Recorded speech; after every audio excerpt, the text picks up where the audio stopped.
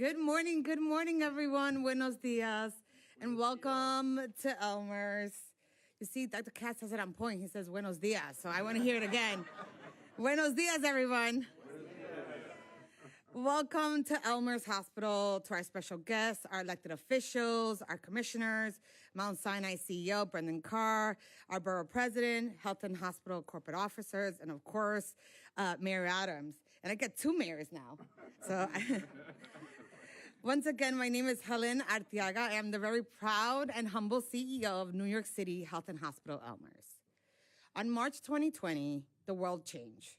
Our community suffered, and the lives of 6,000 Elmhurst employees changed forever.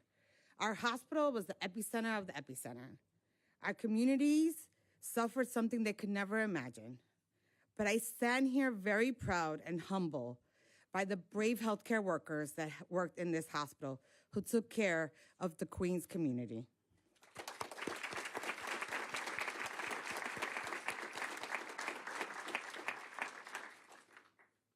We can't forget those that we have lost here at Elmhurst, in the community and beyond. Therefore, today, we take a pause, we remember, and we heal. I want to acknowledge all the 6,000 employees that work here at Elmhurst, my colleagues, my other fellow H&H CEOs, my health system corporate officers, and the staff of all of New York City health and hospital facilities. We did this together. We survived COVID as a family. A million thank you is not enough. But during these hard moments and most interesting and challenging times, we were remissing in the green room, I cannot believe we're here standing together without a mask. And all that happened because one man held our hands strong and made sure we always saw the light every day. And that person is our amazing, amazing leader, our health and hospital president, Dr. Mitchell Katz. Please help me in welcoming him as one of our heroes.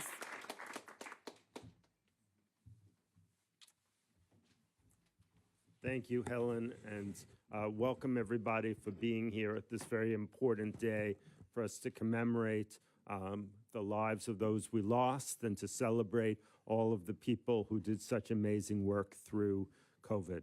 I have the honor of introducing our interfaith invocation with Rabbi Daniel Graber and Bishop H. Curtis Douglas.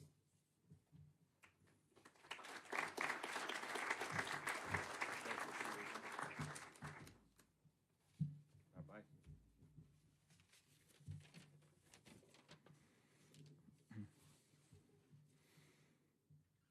Ribono Shel Olam, Master of the universe, we turn to you, hearts heavy with remembrance, yet lifted by gratitude and hope. As we mark 5 years since the pandemic swept through our city, we pause to honor those lost, to give thanks to those who sacrificed for others, and to reaffirm our commitment to one another.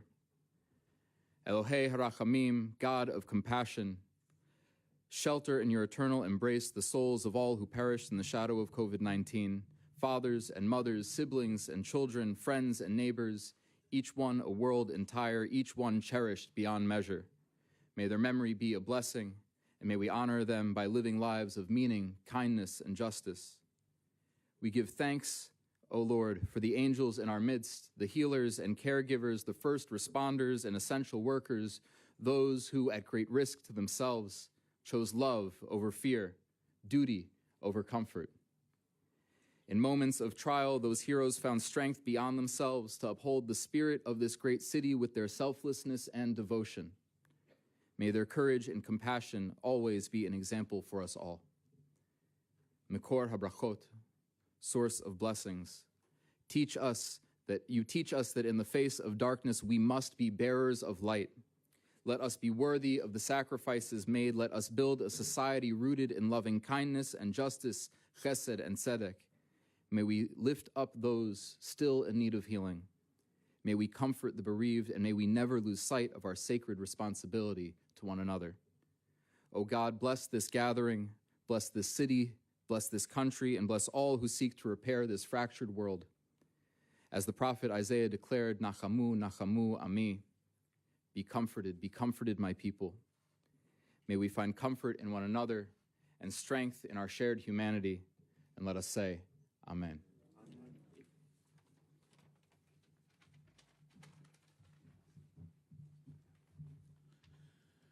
Shall we bow our heads?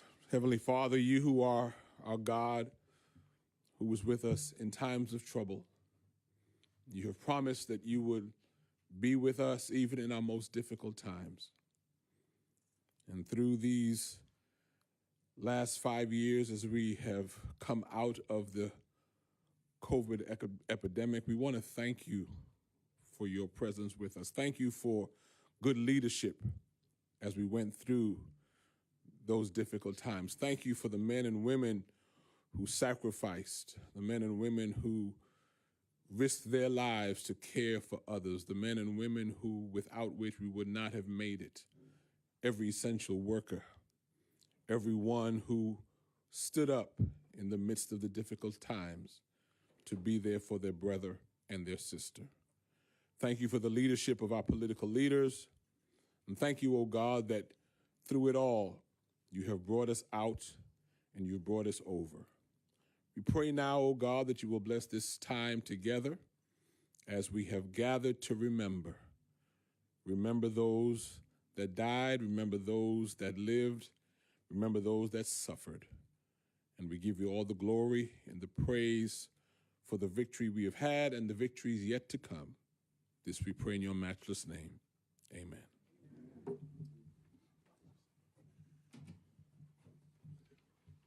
Thank you both so much. It's so meaningful to speak of faith and at a time like this when we've gone through so much.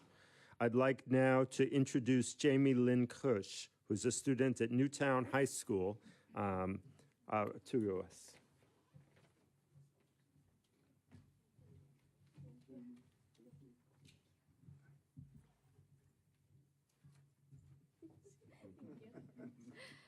Good morning. Today I will, thank you. Today I will be citing New Day's lyric by Amanda Gorman. It's about overcoming the pandemic and looking towards a brighter future. Thank you. May this be the day we come together. Mourning, we come to mend. Withered, we come to weather. Torn, we come to tend. Battered, we come to better. Tethered by this year of yearning, we are learning that though we weren't ready for this, we have been readied by it. We steadily vow that no matter how we are weighed down, we must always pave a way forward. This hope is our door, our portal, even if we never get back to normal. Someday we can venture beyond it, to leave the known and take the first steps. So let us not return to what was normal, but reach toward what is next. What was cursed, we will cure. What was plagued, we will prove pure. What we tend to argue, we will try to agree. Those fortunes we forswore, now the future we foresee. Where we weren't aware, we're now awake. Those moments we missed are now these moments we make. The moments we meet, and our hearts, once altogether beaten, now altogether beat. Come, look up with kindness yet, for even solace can be sourced from sorrow. We remember not just for the sake of yesterday, but to take on tomorrow.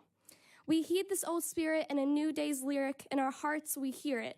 For Auld Lang Syne, my dear, for Auld Lang Syne, be bold, sang time this year, be bold, sang time. For when you honor yesterday, tomorrow ye will find. Know what we fought need not be forgot, nor for none. It defines us and binds us as one. Come over, join, this day just begun. For wherever we come together, we will forever overcome. Thank you.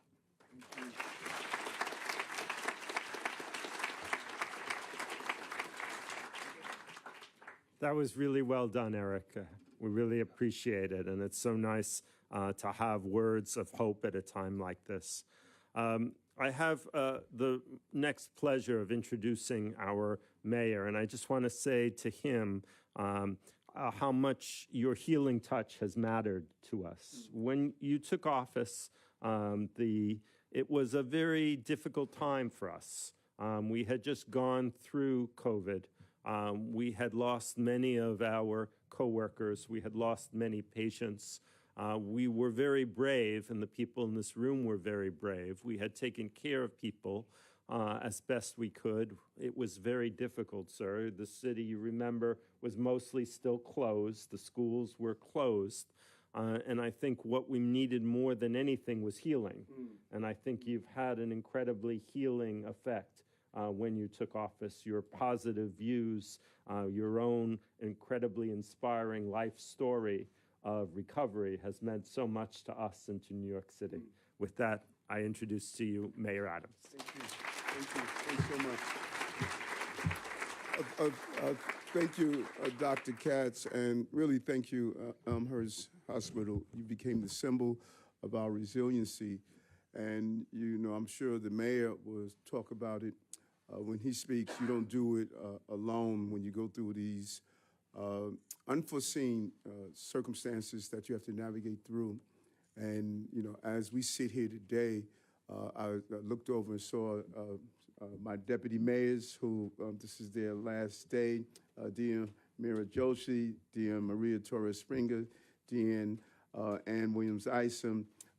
They helped us navigate through, and I see my first deputy mayor that's here as well, Lorraine Grillo, going through these difficult times. And, you know, there were moments in my life where you just have to draw deep, and your faith plays such a role, as the rabbi and the pastor stated.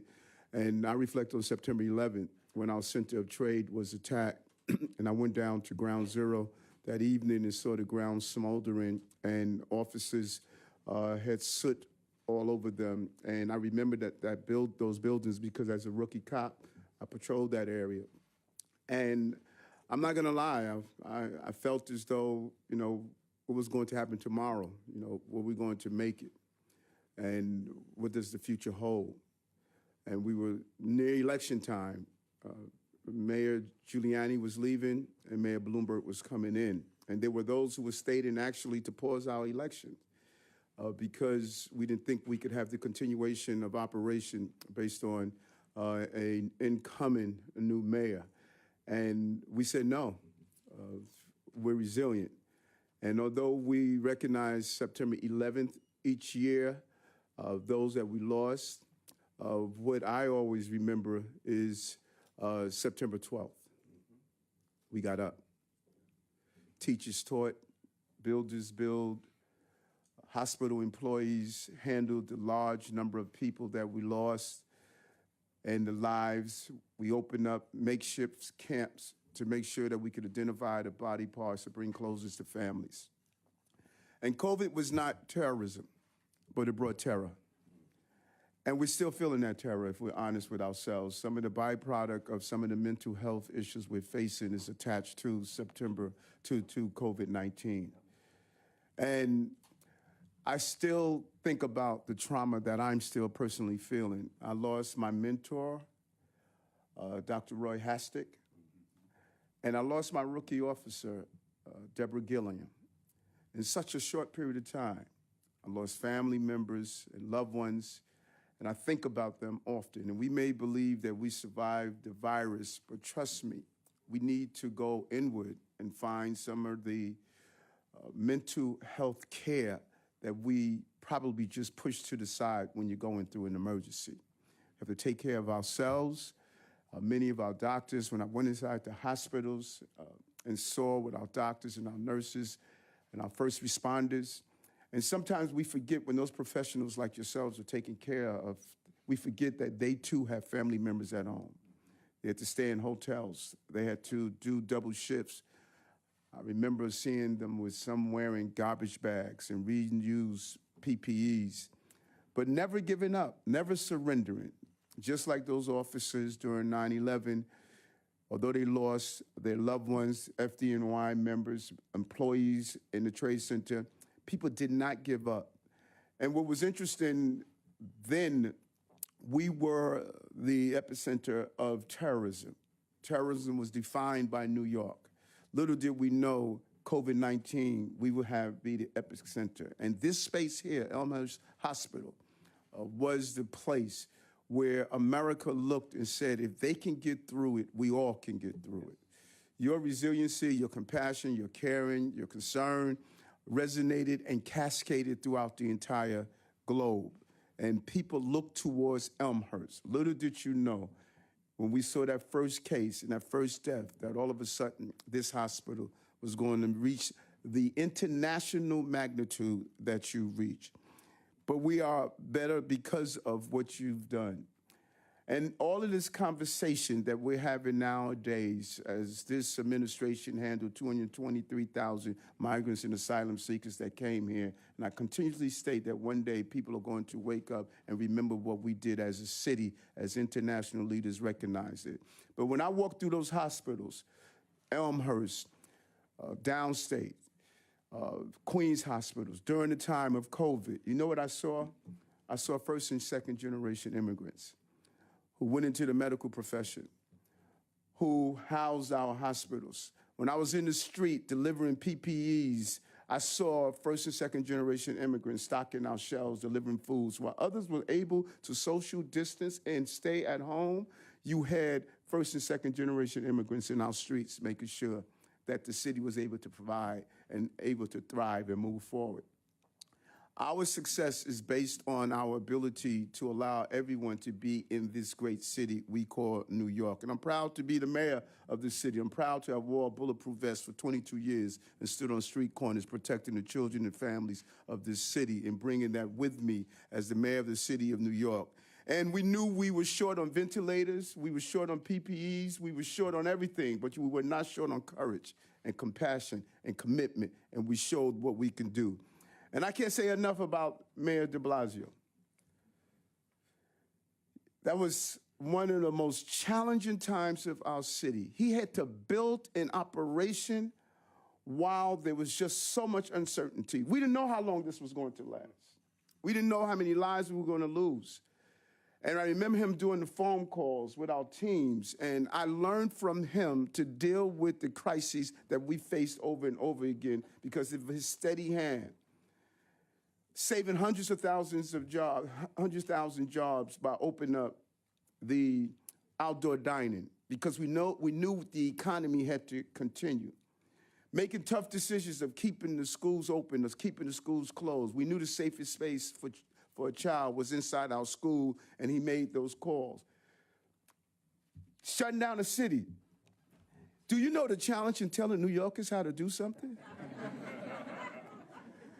Telling New Yorkers they had to stay home? Can you imagine the challenge of that? And how dare you tell someone they got to wear a mask? And then he had to state you got to vaccinate yourself. Over 90% of New Yorkers followed that. That was what was amazing. If it was in a small town or village somewhere, we know it's possible. But when you got 8.3 million New Yorkers with 35 million opinions on how they want to do something, you got a real challenge. And he did it.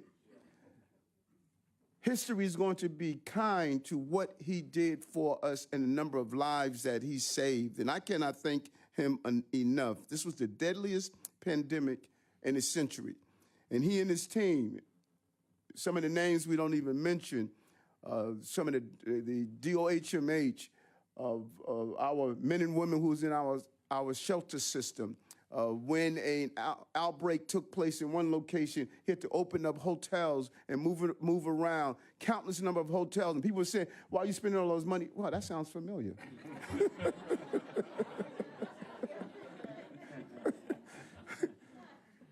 Building an operation to manage and save the lives of people. When you think about it, we tested more than 14.5 million people, 300 million pieces of PPEs and other supplies, spreading out the community, setting up the operation, making sure it was done in a smooth manner, and ensuring that people were able to continue to see the city operate and thrive. Because no matter what happened, you still had those around-the-clock employees that could not social distance, could not do their jobs remotely. They had to be on the ground. We lost correction officers, TA employees, transit employees, medical professionals. All across the spectrum, we lost someone, and we will never forget them. And so as we go through this COVID-19 Remembrance Day, we remember more than 46,000 New Yorkers we lost. 46,000. 6,000 New Yorkers. Their families will be forever impacted, and we will be forever impacted. And 5 years later, we can see exactly how strong we are. 5 years later, we recovered all the jobs. We broke records 10 times in a row on the number of jobs. We have 4.86 million jobs in this city. That's a real symbol of our resiliency. And so I'm proud to be here. I'm proud to be a New Yorker. When I go across the entire country and globe, people argue and debate about what city is number 2 and 3. No one debates about number 1. New York City is the greatest city on the globe because we're made of the greatest people on the globe, and they are personified by being members of the Elmhurst hospital system, the greatest group of medical professionals on the globe.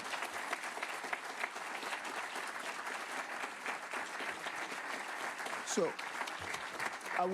I want to give this proclamation on this 5-year commemoration and acknowledgement. Dr. Laura Ayuvakoli, if you could come up, and Erica Harris.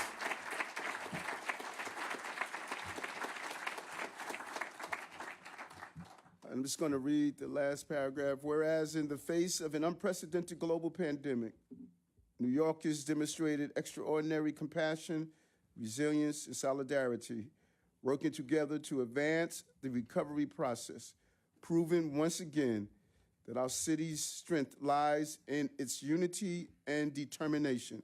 I look forward to the many ways Elmhurst Hospital personnel and essential workers across our city will continue to uplift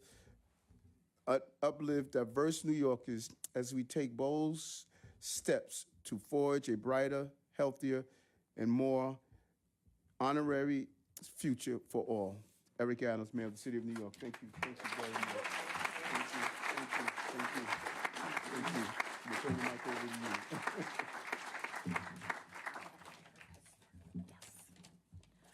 to you. Mr. Mayor, distinguished guests, colleagues, and all those who stand here today in remembrance and resilience. On behalf of the healthcare heroes at Elmhurst Hospital, of New York City Health and Hospitals, and of every frontline worker across the city, I humbly accept this proclamation.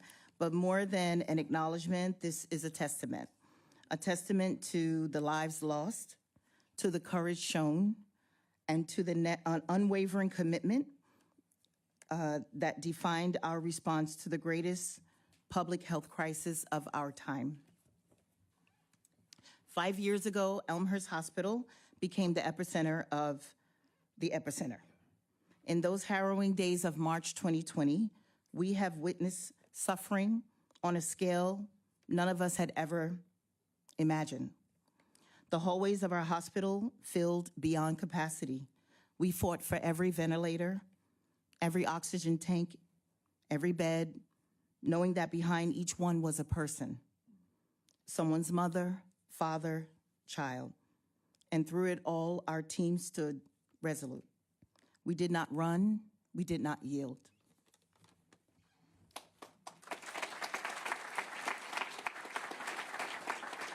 This proclamation honors the nurses, physicians, physician assistants, nurse practitioners, respiratory therapists, and essential staff who showed up shift after shift, exhausted but undeterred. It honors those we lost, our patients and our colleagues, who we will forever be part of the story of this city. But let this also be a call to remembrance. The pandemic was not a crisis, it was a revelation. It revealed the depths of our resilience, but also the cracks in our system, the vulnerabilities that must never be ignored again. Let this moment serve as a recommitment to the strengthening of public health, to ensuring that no community is left behind when crises strike again. We do not accept this proclamation for recognition. We accept it in remembrance. We accept it in honor of those who fought, those who lost, and those who carry this legacy forward. Because Elmhurst was not the first hospital to be overwhelmed. It was the first hospital to show the world what true courage looks like. honoring the legacy of Elmhurst COVID-19 response. Thank you.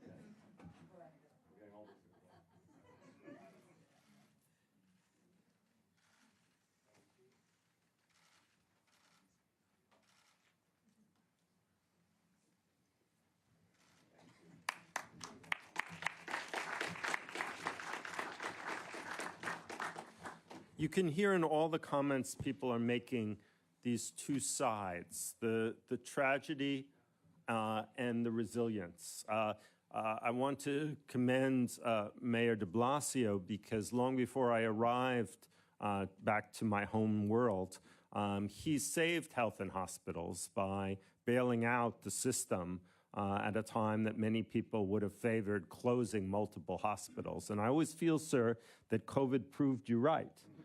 Because the health and hospital really rose to the occasion. We tripled our ICUs in a matter of 6 weeks, right? We would be putting in the wiring at 2 a.m. For the IT system so that we could take care of more people on ventilators. Ted here ran the test and trace system so that we saved lives by walking people's dogs, bringing them their medications so that they would not go out, bringing them their PPE, doing their testing, and then ultimately vaccinating. So I hope, sir, that you feel that your investment was very well spent. I want to offer just one other story because it's one of the ways that I think about what happened. So many of the heroes were nurses who got their patients through because as much as we tried as physicians, remember, there were no effective treatments at the time we were taking care of people. So much was holding hands. And there was a nurse at Harlem Hospital. She was taking care of an ICU patient day after day who was in a coma. And then miraculously, after about 10 days, he woke up. And when she saw his eyes open, she said, "Oh, let me introduce myself to you." And he said, "I know who you are. You're my nurse." And I always felt that that encapsulated the sense of the very best of health and hospitals and what we did. Now, we didn't do it alone. We had tremendous political support. And here to represent one of the people who was really always supporting us is our council member and Helen's Ecuadorian hermano, council member Francisco Moya.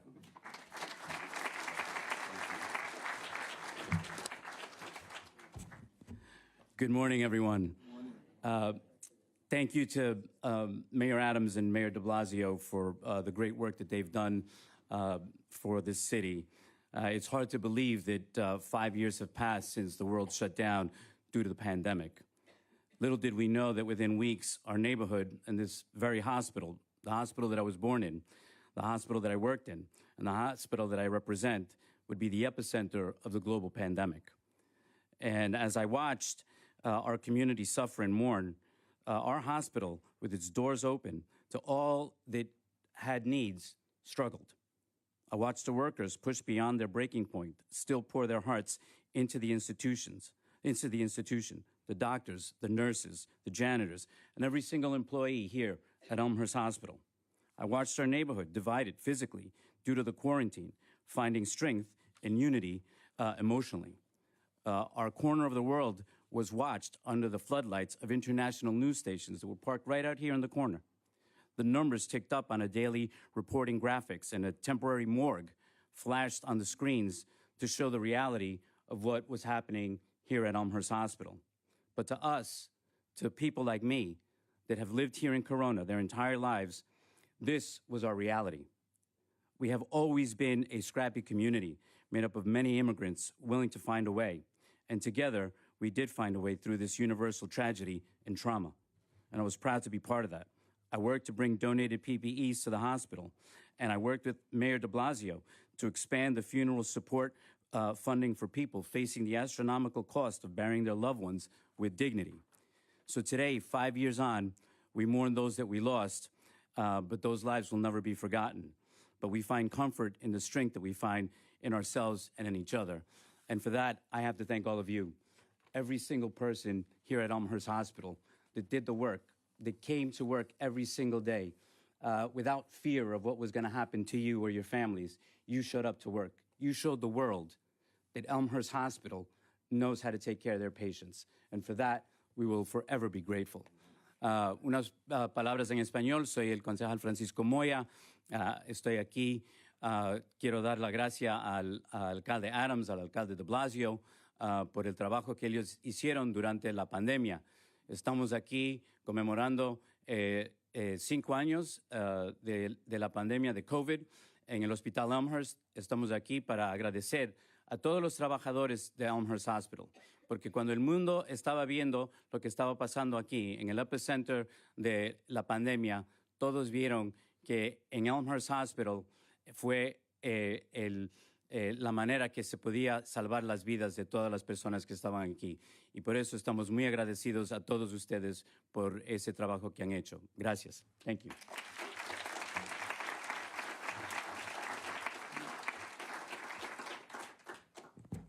Councilmember, tú eres un amigo de corazón. Thank you.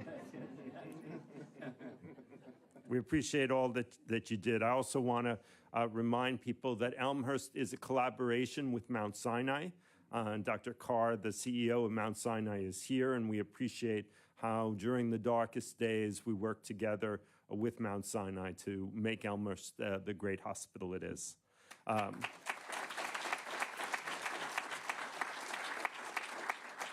I have the honor now of introducing our borough president, who was a great help to us during the pandemic. And since the pandemic, he likes to joke that whenever he leaves, his wallet is a little lighter because he's helped us to make Elmhurst the amazing facility it is. We so appreciate you, borough president. Good morning, Elmhurst. It's an honor to be here this morning, and of course, want to acknowledge both mayors. Mayor de Blasio. Tough times, real tough times, but I want to really thank you because one of the things that I remember during those dark days was your commitment to underserved communities. And while we were fighting to get test and tracing in every corner of this borough, to get PPE in, thank you. You saved a lot of lives. You saved a lot of lives. Mayor Adams, thank you for your commitment because you had to come in after Mayor de Blasio, and your commitment has been steadfast, really, in H&H in supporting the foundation of this borough, and that is our healthcare system. And you've put your money where your mouth is, and I want to thank you for not turning your back on our borough as well. It is an honor to be amongst true heroes this morning, because that's what every single one of you healthcare professionals are amongst us. It's hard to believe it's been 5 years already since this very hospital was the epicenter of the pandemic. Back when none of us had a clue what this virus was, when we would go back to normal, or if we would ever go back to normal at all. But despite all the chaos and fear, you were there to offer a steady hand. You are a rock. You were the one thing we could look towards to feel a sense of comfort. In a time of crisis, they say, look for the helpers. And we found plenty of helpers here at Elmhurst Hospital. Today, I'm thinking of my friend, Priscilla Carroll, who worked here, caught COVID-19, and unfortunately passed away in March 2020. I think of her selflessness. I think of how she put her life on the line every time she walked through these doors because she knew she had a job to do. and that was to take care of strangers she had never met and likely would never see again. That's a special kind of heroism that most of us can't truly understand. It takes a special human being to risk their life for somebody they don't know. It takes a strong soul to comfort someone as they die while that person's family watches over FaceTime. The debt society owes each and every one of you can never possibly be paid. But I want you to know that we're trying our hardest to pay it off, that debt. Because begging pots and pans at 7 p.m. each night was great. Remember that? We also remember Mayor de Blasio eating burgers at 10 a.m. at his morning press conferences, but that's another story for another day. The worst part was him eating ribs at Queensborough Hall at one of those press conferences at 10 a.m., but all right, we got him plenty of napkins. But to me, the best way we can thank all of you is to make sure we're supporting our doctors and nurses in their fight for fair wages. It's time to make sure we're making historic investments in this hospital to help you continue to save lives. And that's why I couldn't be prouder to have invested more than $11 million into this hospital since becoming borough president. Helen, I'm watching my wallet today.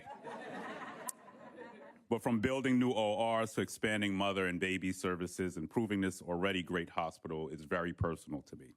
It's personal because you are all heroes of mine. You're all heroes to our borough.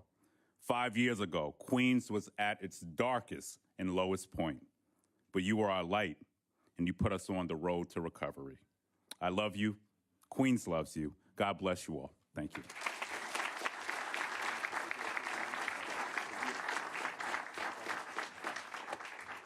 So I have the pleasure of bringing on Mayor de Blasio.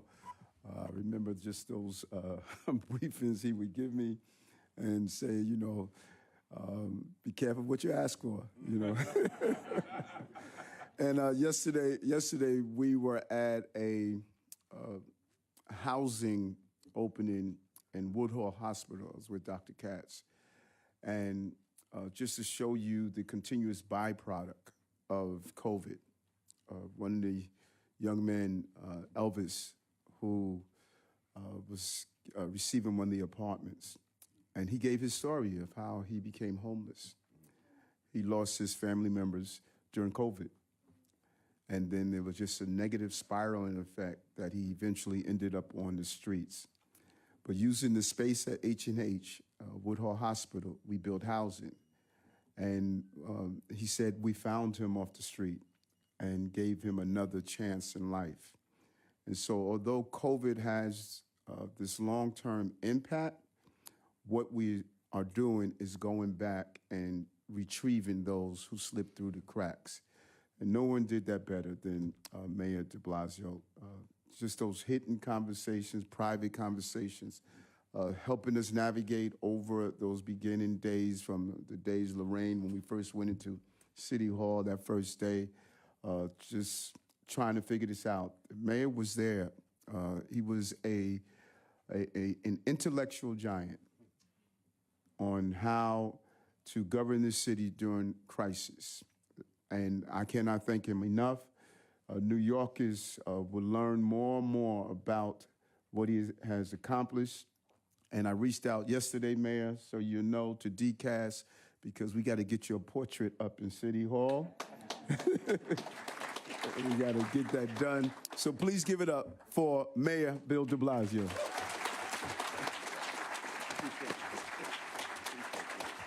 Thank you. I want to talk about the heroes who are here today in this amazing place, but I first want to express my appreciation to Mayor Adams, because I can tell you when someone's elected to lead this city, it's an immense privilege, it's an immense responsibility. But no one has ever been elected to lead this city while it was still in the midst of a pandemic. And this man came into that immense challenge, but he did it fearlessly.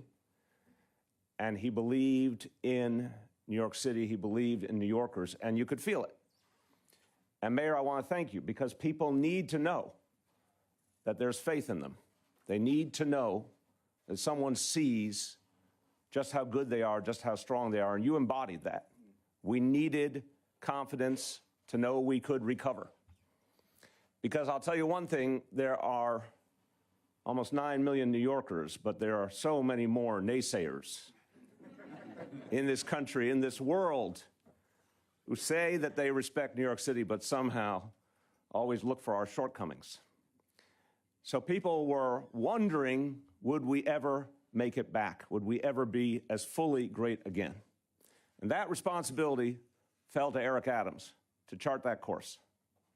I'm so proud of what my colleagues and my team did, and everyone I'm going to talk about in a moment at Elmhurst and throughout H&H.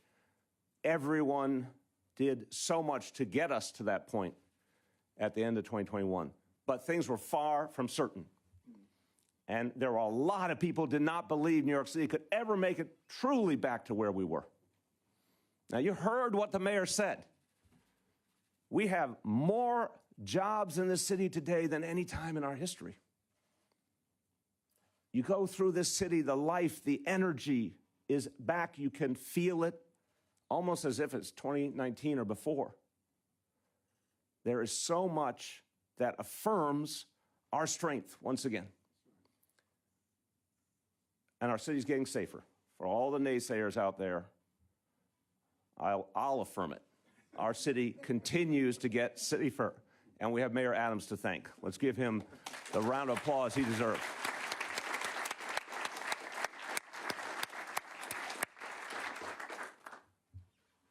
This is a heroic place. Elmhurst is a heroic place.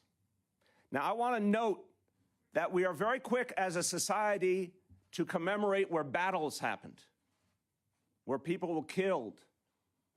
Even in noble cause, people were killed. We love to talk about the battles when they're military. But what about the battle that happened here? What about the battle to not take life, but to save life? What about the heroism of every single healthcare worker in this building who came into, day after day, danger, the unknown, the impossible, every single day? You know, you go into a battle. It could be a day, it could be a week, it could be a month. Everyone here at Elmhurst came here for not just weeks, months, for years, day after day, into battle, into noble battle, into the battle of salvation, of compassion, of life-saving.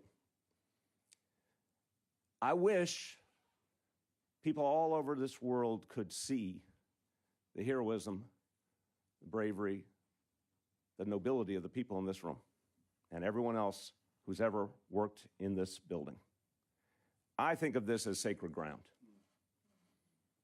because people reach the highest heights of humanity right here at Elmhurst Hospital. You showed the world something they had never seen before because we had never faced a pandemic like this. This was let's make no mistake, this was the greatest, most profound crisis in the history of New York City. And there was an epicenter within the epicenter, and we're standing in it right now. But you all never, ever bent, you never buckled. From that moment, 5 years ago to today, this place has stood strong. You have stood strong.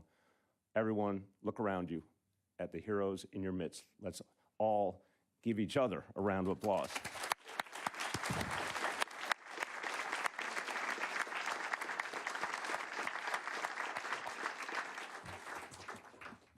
I'll be kind of brief.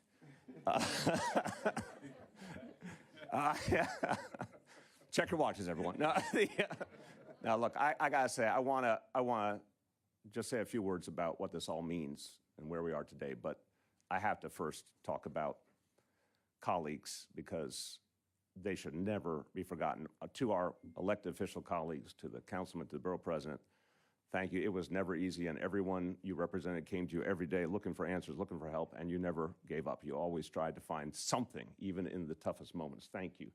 Donovan Francisco, thank you. If you watched the morning press conferences when I was not eating a hamburger, that was occasional.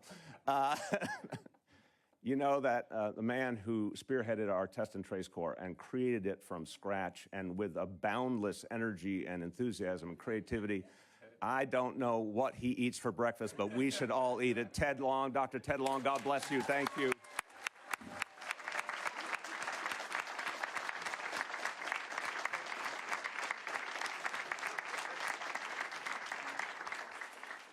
Ted, if what you eat for breakfast is legal, I wish you would market it to the rest of us.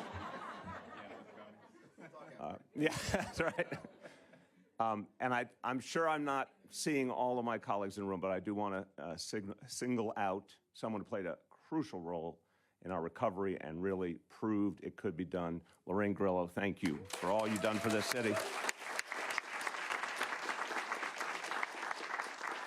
And then I want to tell you, as Mayor Adams will attest, there are days when you're in leadership where you do something and you think it's the right thing to do, but you have no idea the ramification later that could happen, the impact it can later make. And one day, I reached out to Dr. Mitch Katz to try and convince him to come back to his native land from Los Angeles. And we had an amazing conversation, and I thought, well, this man certainly, a true New Yorker, proud son of Brooklyn, someone who really gets us and loves this place. He'll be a great leader for health and hospitals. That's all I thought he would be, a great leader for health and hospitals. I had no idea he would be a global leader in the fight against COVID. I had no idea he would be one of the voices that help New Yorkers understand how to find our way through. I had no idea he would be the great general of this army that never, ever gave anyone anything but inspiration. I remember I watched. There was not a day when Mitch Katz said, we can't do that. Not a day. And history is going to say that the prodigal son returned. And he came just in time to save us. Dr. Mitch Katz, thank you.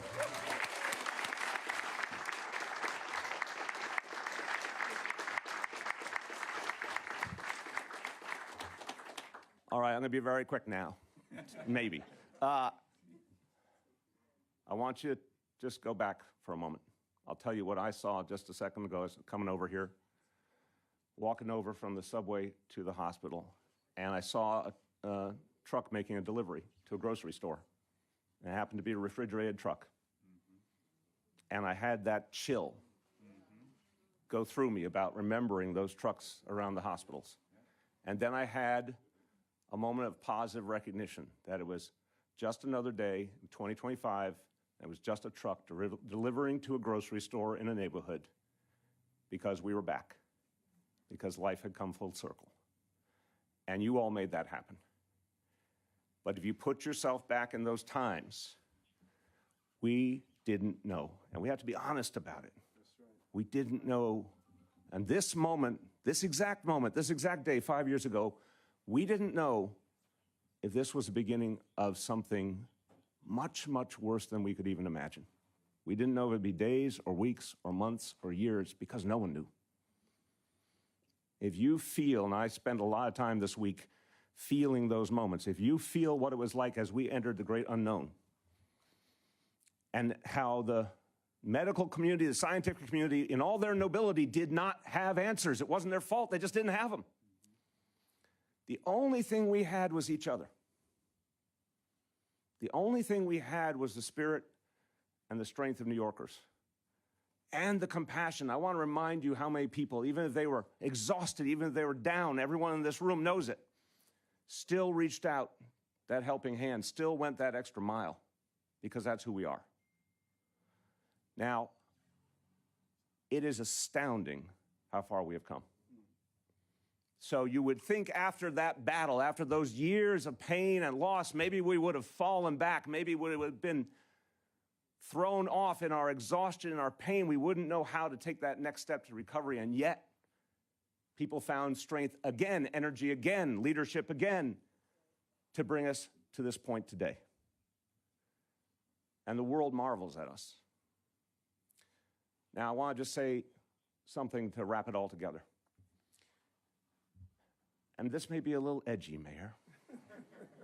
Forgive me. When things got tough around here, some people went to the Hamptons and other people went to the front line to fight. Some people fled and other people went to help their fellow New Yorker. And I remember some of those conversations in those days, people talking to me about their plan to go someplace safe. And I remembered thinking, what about the other 8 million people who don't have that opportunity? And those 8 million people didn't cower in their homes and say, I can't go out. They went out and they fought. And they helped others. And they put, every one of you, put yourself in harm's way. So some fled and others served. And the only reason we're back is because those people who served gave their all.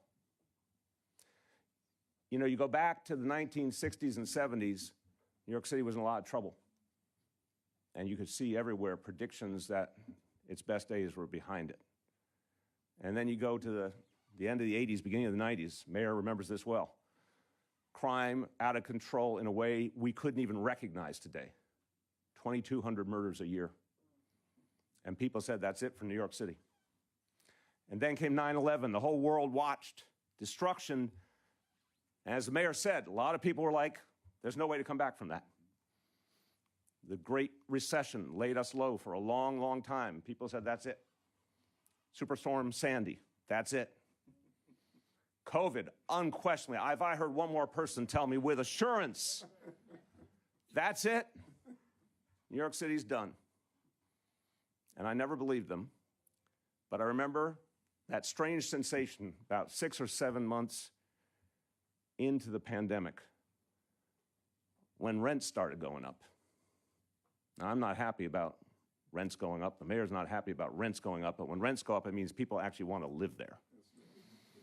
So I was like, we're still in a pandemic, and yet people want to be here.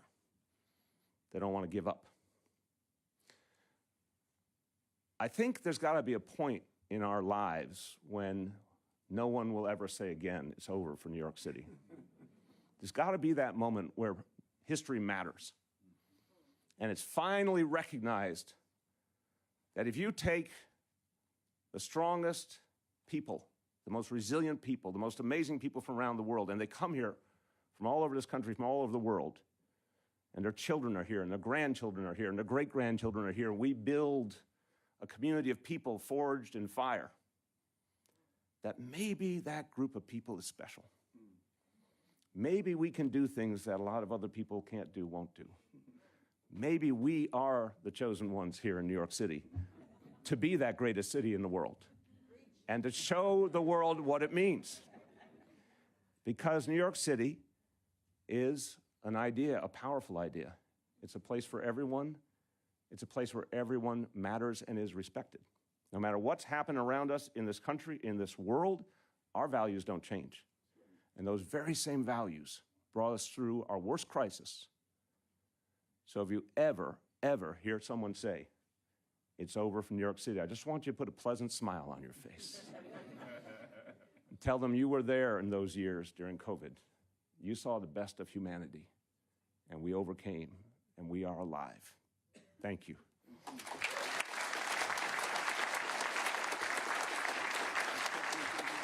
Our program is now concluded. Thank you for joining us.